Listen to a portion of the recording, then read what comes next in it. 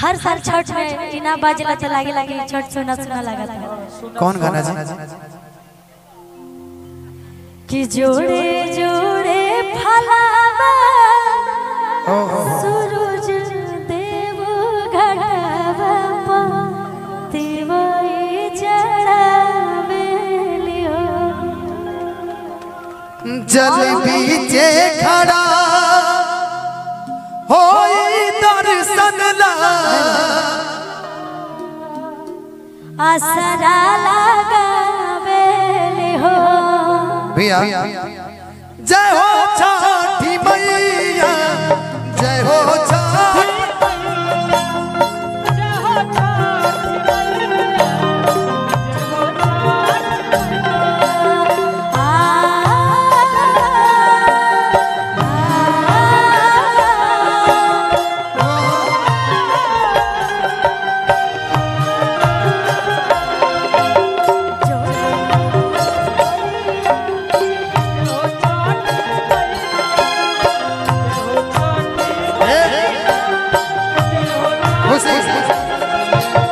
जोड़े जोड़े फलावा सूरज देव घटावा देवई चढ़ावेलियो जोड़े जोड़े फलावा सूरज देव घटावा देवई चढ़ावेलियो जल बीचे खड़ा होई दर्शन ला असरा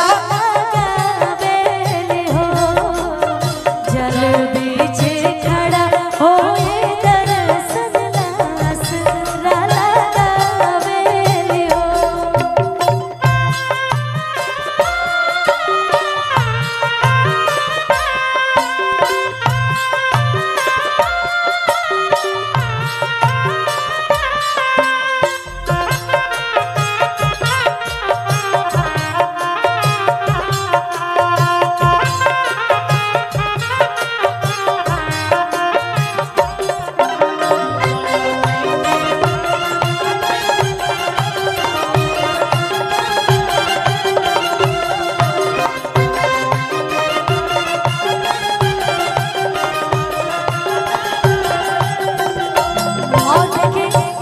कितना प्यारा लाइन बाटे, इतना सुकून के लाइन बा।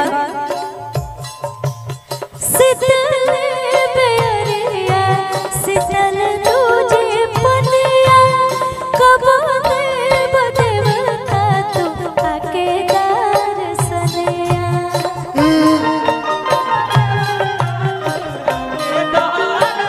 हो शीतल बेरिया शीतल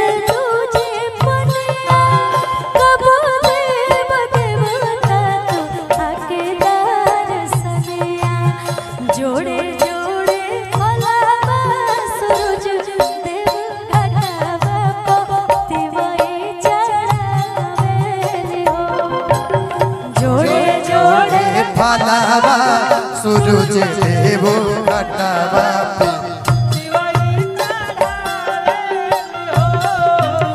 जल बीचे खड़ा होए दर्शन ला आसरा लगावेलियो जल बीचे खड़ा होए दर्शन ला आसरा लगावेलियो